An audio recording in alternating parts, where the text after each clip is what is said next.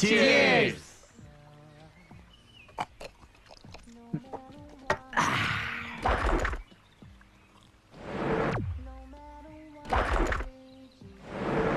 അതെ, എന്താ പരിപാടി? അത് നമ്മൾ തീരുമാനിച്ചു കഴിഞ്ഞതല്ലേ? അതെ, ഇന്ന് 10, 20-ാം തീയതി ഞങ്ങളുടെ കുടുംബങ്ങൾ എത്തുന്നു. കല്യാണം കഴിഞ്ഞ് നിന്നെയും നിന്റെ ഭാര്യയും ഫസ്റ്റ് നൈറ്റിന് വിട്ടിട്ട് ഞങ്ങൾ ഞങ്ങളുടെ ഭാര്യമാരുടെ കൂടെ ലാസ്റ്റ് നൈറ്റിന് പോകുന്നു. എന്തോന്ന്? സോറി, ലാസ്റ്റ് ഫ്ലൈറ്റിന് പോകുന്നു അല്ലേ? അതല്ല, ഇനി എന്താ ഉദ്ദേശമെന്ന്? ഈ 10 ദിവസം ചുമ്മാ ചാപ്പാട് വലിച്ച് വൈകുന്നേരം അങ്ങനെ കുട്ടികൾ അമ്മിഞ്ഞാൻ നുണയുന്ന മാതിരി ഇതും കഴിച്ചോണ്ട് ഇവിടെ കുത്തിയിരുന്നാ മതിയോ? ചില അപ്പാപ്പന്മാരെ പോലെ. അല്ല, നിങ്ങളെ കുറ്റം പറഞ്ഞിട്ട് കാര്യമില്ല. കല്യാണം കഴിഞ്ഞ പെണ്ണും പെരുങ്ങനൊക്കെ ആയി കഴിയുമ്പോ എല്ലാവരും തന്നെ അങ്ങ് തീരുമാനിക്കും കിളവന്മാരായെന്ന്. പിന്നെ പോക്ക ഒരുമാതിരി വളഞ്ഞൊടിഞ്ഞ് മനസ്സും ചത്ത് ഇരിക്കണണ്ടില്ലേ? എന്താ നുണയുന്നില്ലേ? നുണയേ വെക്കട അവിടെ. കോപ്പ്. അല്ല, കല്യാണം കഴിഞ്ഞാൽ എന്റെ അവസ്ഥ ഇത് തന്നെ ആയിരിക്കും. അതുകൊണ്ടാണ് ഞാൻ ഈ കല്യാണം കുറിച്ചൊന്നും വേണ്ടാന്ന് വെച്ചിരുന്നത്. ആ വികാരി ചില സുഖേടാ നാശം. ഞാനിത് ഒഴിയാൻ പോവാ. ഞാൻ ഈ കല്യാണത്തിൽ നിന്ന് ഒഴിയാൻ പോവാണെന്ന് വിവരക്കേട് പറഞ്ഞാലുണ്ടല്ലോ നിക്ക്, അവൻ പറഞ്ഞതിനും കാര്യമുണ്ട്. എന്ത് കാര്യം? കല്യാണം ഒഴിയണമെന്നോ? അതല്ല, ഈ കുടുംബവും കുട്ടികളും ഒക്കെ ആയപ്പോ നമ്മളൊക്കെ അങ്ങ് സീരിയസ് ആയി. ഇങ്ങനെയാണെങ്കിൽ ഇന്ന് തന്നെ തിരിച്ചു പോകുന്നതാണ് നല്ലത്. നീ എന്താ ഈ പറയുന്നത്? ഇവൻ അങ്ങനെ പല വിവരക്കേടും പറയും. നമ്മൾ എന്തിനാ വന്നത്? കുറച്ച് ദിവസം പഴയതുപോലെ ഒന്ന് കൂടാൻ അല്ലേ? എന്നാ ഞാൻ പറയുന്നു, നമ്മൾ കൂടുകയല്ല വേണ്ടത്. കൂടുകയല്ലാണ്ട് പിന്നെ കുറയാനാ?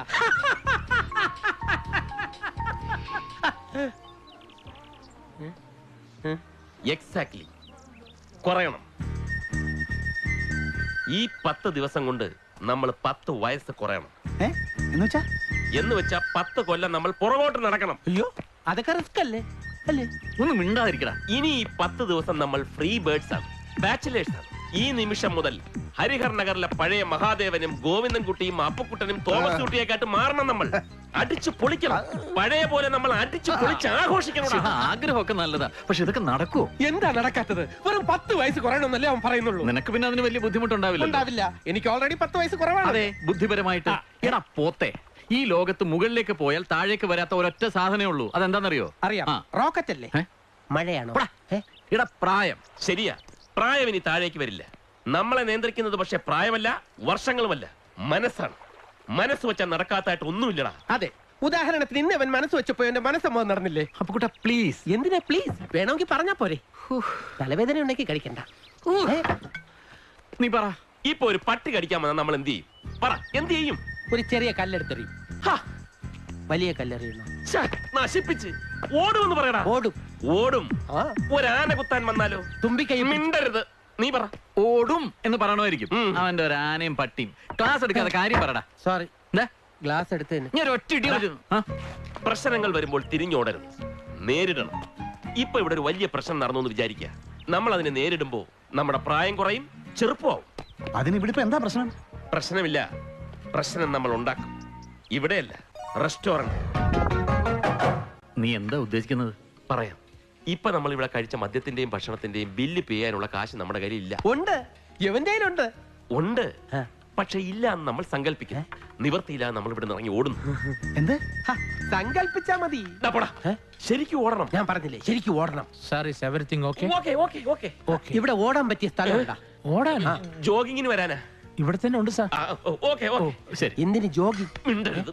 അതൊക്കെ വലിയ കുഴപ്പമാവും. കുഴപ്പമാവണം. കുഴപ്പമുണ്ടാവുമ്പോ അവിടെ ചെറുപ്പം ഉണ്ടാവും. അത്രേ ഉള്ളൂ.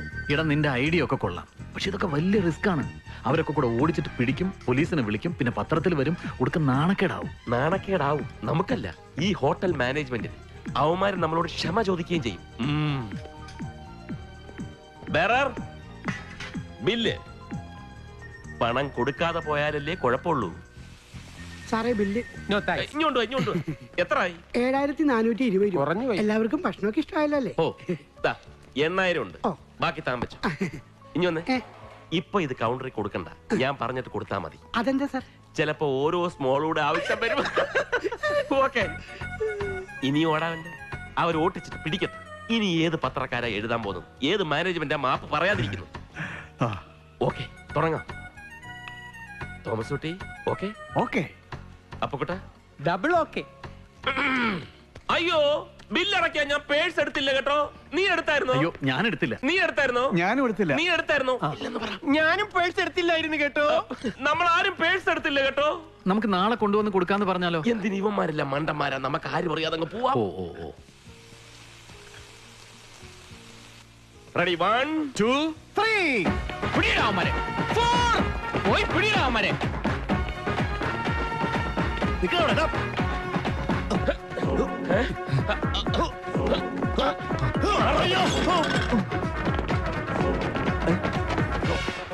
എന്ത് വേണേലും അയ്യോ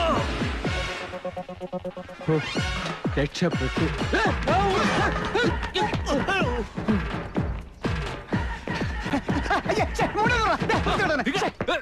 കിട്ടി കിട്ടി മുണ്ട് കിട്ടി. ഓവർ.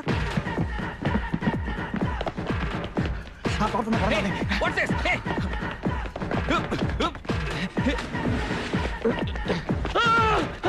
ഓ, ഞാൻ തന്നെയായിരുന്നു. സോറി.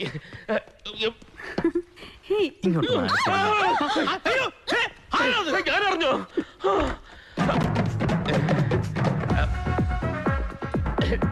സോറി ഉണ്ട് കേട്ടോ.